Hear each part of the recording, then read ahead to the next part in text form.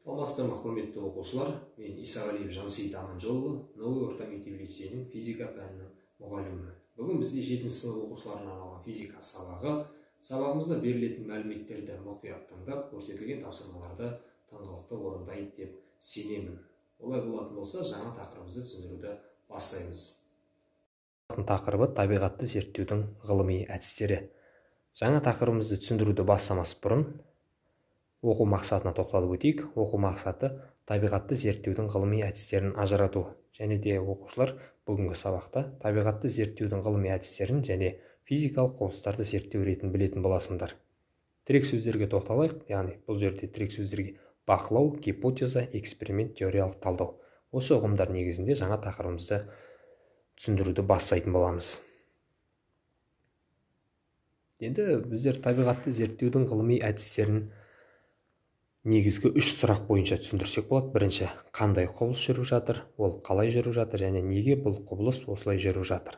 Бірінші сұраққа жауап беру үшін біздер бақылау жасауымыз қажет. Бақылау негізінде жауап берсек болады. Екінші, ол құбылыстың қалай жүріп жатқанын анықтау үшін эксперимент, яғни тәжірибе жасау қажет. Және соңғы сұраққа жауап беру үшін бізге теориялық талдау жасау қажет болады. Бірақ теориялық талдауға дейін бақылау жасап мәліметтер жинақталу қажет. Эксперимент арқылы бұл нақтыланып тиянақталу керек, және теориялық талдау арқылы соңғы бөлімде құбылыстың не себепті бұлай жүріп жатқанына жауап беріп кетсек болады.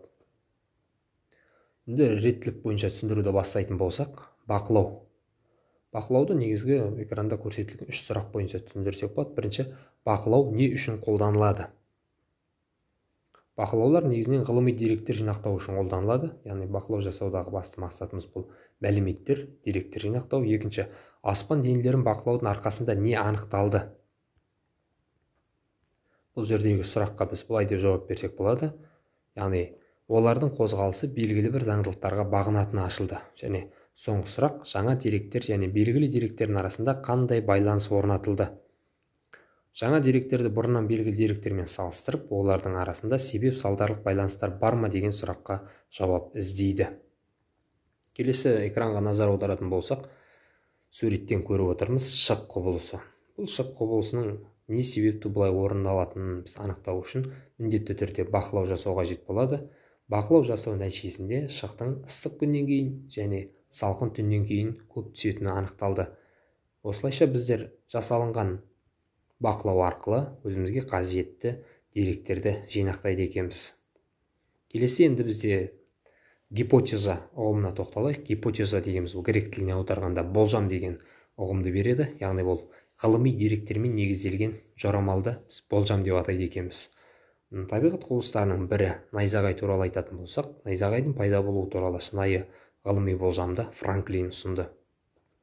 Осы найзағайдың пайда болуы туралы біз екі негізгі пікірді айтып кетсек болады. Бірі, жерге ерекше бір құдіретті күш жібереді деп есептесе, екінші, әртүрлі зарядталған бұлттардың арасындағы немесе бұлт пен жердің арасындағы аса қуатты электр ұшқыны деп аталады.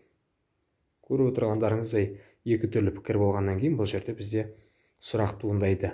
Осы көрсетілген пікірлердің қайсысы шынайы болжамға, қайсысы жалған болжамға сәйкес келеді? Қане барлығымыз бір сәтке ойланайық. Яғни нәтижесінде бірінші пікір бұл жалған гипотеза болса, екінші пікір шынайы болжам екендігін дәлелдеп отыр. Келесі бізде енді кез келген болжам жасалынғаннан кейін ол болжамның шынайылығын немесе жалған екенін анықтау үшін міндетті түрде бізге эксперимент жасау арқылы дәлелдеуімізге болады екен. Ал енді эксперимент жасау үшін бізге қажетті құрал жабдықтар. Бұлардың реттілігіне сызғышты, тіктеуішті, таразыны, термометр және секундомерді алсақ болады. Бұлар мектеп қабырғасында қолданылатын құрал жабдықтар. Және де осы ретте келесі көрсетілетін бейне роликке назарымызды аударып, оны үй жағдайында жасап көруге кеңес беремін.